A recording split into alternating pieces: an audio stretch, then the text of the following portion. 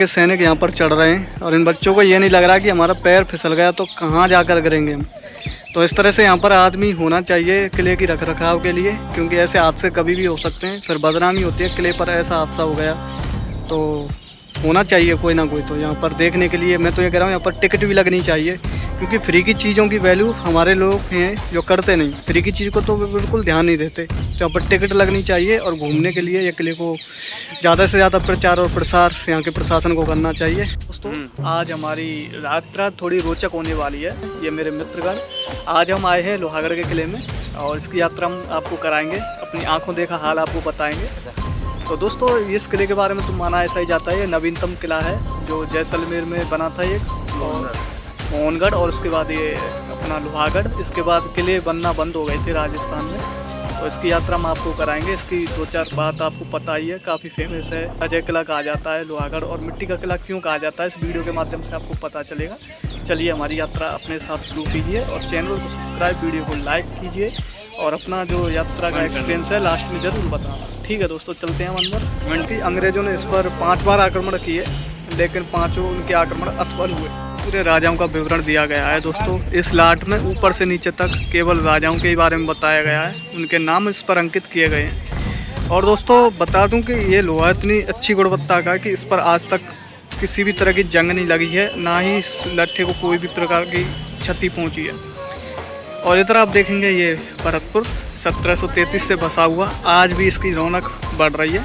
थोड़ी सर्दियों के कारण आपको यहाँ पर कोहरा जैसा दिखाई पड़ रहा होगा, और सामने आपको जो पानी जैसा दिखाई दे रहा है चारों तरफ इस किले के, वो है सुजानगंगा नहर। दोस्तों माना जाता है ये सुजानगंगा नहर भरतपुर की सुरक्षा प्रहरी का काम करती थी। और वो इसमें जो कार देखे आप इसमें देखेंगे, ये कार जो गई ये इसका गेट है, गेट के ही माध्यम से इसके अंदर जाया जा सकता था। आज इसमें इस तरह का पुल बना दिया है कंक्रीट का, लेकिन उस टाइम पर ऐसा नहीं था। ये जो आपको कमरे जैसे दिखाई दे रहे हैं, इन पर जो शानदार नक्काशी बनी हुई है, इस टाइम पर राजाओं का जो रंगमंच सजाए जाते थे, इन पर जो मनोरंजन होता था वो यही जगह है, यहाँ पर नाचना गाना। और इधर आप देखेंगे दोस्तों इसमें पंखे लटके हुआ करते थे उस टाइम के, जिनको हाथों से चलाया जाता था। अक्सर आपने पुराने धारावाहिकों में देखा होगा। और यहाँ पर राजा या कोई भी जो अपना मंडली होती थी जो राजाओं का मनोरंजन करती थी, वो यहाँ बैठती थी। और सामने आप देखेंगे इधर ये अपना किला है, और इधर आप देखेंगे इसमें छोटे छोटे टाँके बने हुए हैं। दोस्तों सामने दिखाई दे रही है आपको जो शानदार नहर सुजानगंगा नहर। इधर आप देखेंगे सुजानगंगा नहर से शत्रु सेना खड़ी होती थी। इधर इसका गेट है, और जो भी शत्रु सेना सोचती थी मैं इस नदी के थ्रू नहर के थ्रू में आकर किले पर आक्रमण कर दूंगा, तो वो यहाँ पर बहुत ही गलत होती थी।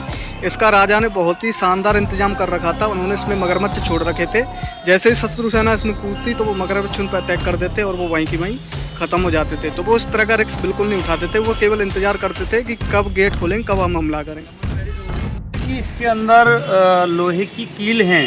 हाँ, मगरमच्छों के साथ। हाँ, जब वहाँ पे उस मंदिर पे गए थे ना, अर्धांगेश्वर मंदिर पे गए थे, तो वहाँ पर मैंने उसकी तरफ सुजानगंगा की तरफ देखा था, तो उसमें कुछ ऐसा मेरे को दिखाई पड़ रहा था कि इसमें बड़ी बड़ी कीलें निकली हुई हैं। ये छोटे छोटे कमरे जो धूल चाट रहे हैं आप सब देखेंगे, इसमें सैनिक रहा करते थे। और वो उधर देखेंगे ना, ये वाली जगह है, यहाँ पर जो सैनिक खड़ा होता था। रहा है भरतपुर का म्यूजियम, इसमें हम भी जाएंगे। और काफ़ी अच्छे प्राचीन यहाँ पर अस्त्र शस्त्र रखे हुए हैं। और दोस्तों इधर देखेंगे ये बांके बिहारी का रास्ता आ रहा है, और यहाँ पर लोकल लोग टहल रहे हैं। और यहाँ पर आपको किशोरी महल देखने को मिलेगा दोस्तों। और लोगों के जहन में आता है लोहागढ़ का किला, जो भरतपुर का किला है, मिट्टी का किला है। वो सोचते हैं कि ये एक मिट्टी से बनाया गया किला है, वो ऐसा नहीं है। आप सब देख सकते हैं मिट्टी का नहीं है, सैंडस्टोन का बना किला है। और यहाँ पर पत्थर पत्थर बिछे हुए हैं। मिट्टी का किला इसलिए कहा जाता था क्योंकि इसके 2 परकोटे थे, एक तो पहला जिस पर हम खड़े हुए हैं, और दूसरा ये आपको जो मिट्टी दिख रही है ना, इस किले के चारों ओर मिट्टी लगी हुई है, झाड़ी लगी हुई है। तो ये इसलिए बनाई थी राजा ने क्योंकि उस टाइम पर तोपों का ट्रेंड बढ़ चुका था। तोप के जो गोले निकलें वो सीधे के सीधे इस मिट्टी में ही धसे रह जाएं और इस किले को किसी भी तरह से नुकसान ना पहुंचे। तो कितना दिमाग उन्होंने लगाया था वो यहाँ पर आपको देखने को मिल रहा है, जीता जागता नज़ारा हमारे सामने। तो इसी कारण जो अंग्रेज़ों ने उन पर 5 बार आक्रमण किया वो इसी वजह से असफल हो जाते थे, क्योंकि इधर सुजानगंगा नहर को पार करना आसान नहीं था और वो तोपों से कुछ भी चलाते तो उनमें उनके जो गोले थे इन्हीं में धंसे रह जाते थे और वहीं के वहीं फ्यूज हो जाते थे और राजा आराम से इस किले में रहते थे। तो ये छोटा सा किला लेकिन काफ़ी रोचक इसका इतिहास रहा है और इसको बनाने के पीछे राजा ने जो चतुराई और वास्तुकला दिखाई है वो बहुत ही कम किलों में देखने को मिलती है। के अंदर आ चुके हैं, मतलब किले के अंदर ये परकोटा बना हुआ है, तो इसमें अब हम आसानी से टहल रहे हैं, लेकिन उस टाइम पर ये सब करना काफ़ी आसान नहीं था। आम जनता के लिए तो यहाँ पर आना अलाउड ही नहीं था। यहाँ सामने आपको दिखाई दे रहा है, यहाँ पर सेनाध्यक्ष बैठते थे और यहाँ से यहाँ बैठ करके किसी महल के अंदर बैठ करके जो राजा साहब हैं वहाँ से निर्देश दिया करते थे। सैनिक इकट्ठे होते और युद्ध शासन के संचालन की योजना यहीं पर बैठकर हुआ करती थी। और इधर से आप देखेंगे तो पूरा का पूरा व्यू आपको देखने को मिलेगा, काफ़ी सुंदर नज़ारा यहाँ से। और यहाँ पर देखो ये गुप्त दरवाज़ा जैसा लग रहा थोड़ा सा, ये मुख्य कक्ष बोल सकते हैं इसको। अब इसकी नॉलेज मुझे थोड़ी ज़्यादा नहीं है कि यहाँ क्या होता था क्या नहीं, पर इसको देखकर लग रहा है कि ये एक तरह से गुप्त दरवाज़ा है। उसमें देखेंगे छोटे छोटे छेद हैं जो राजस्थानी भाषा में इनको आरा कहा जाता है। शायद यहाँ से जो हवा है उसके निकालने का काम ये यहाँ पर करता था। पानी भर के गुलाब की पंखुड़ी डाली जाती थी जिससे सुगंधित रहे। अच्छा, इसमें पानी भर दिया जाता है, उसमें गुलाब डाल के इसको महकाया जाता था। ये जाने का रास्ता ढलान वाला रास्ता, यहाँ से देखो सैनिक आते थे। बड़ा ही सकरा रास्ता है क्योंकि ज़्यादा चौड़ा रास्ता रखना फायदेमंद नहीं था, क्योंकि एक साथ ज़्यादा सैनिक ना आए इसका भी राजा ने बंदोबस्त किया था। यहाँ का जो मुख्य दरवाज़ा सकरा बनाया था, गलती से सैनिक आ भी जाएं तो एक साथ वो ज़्यादा ना आ पाएँ, इसके लिए छोटा सा ये गेट यहाँ से देखेंगे। और ये ईंट आज भी उसी दशा में है जिस दशा में लगाई गई थी।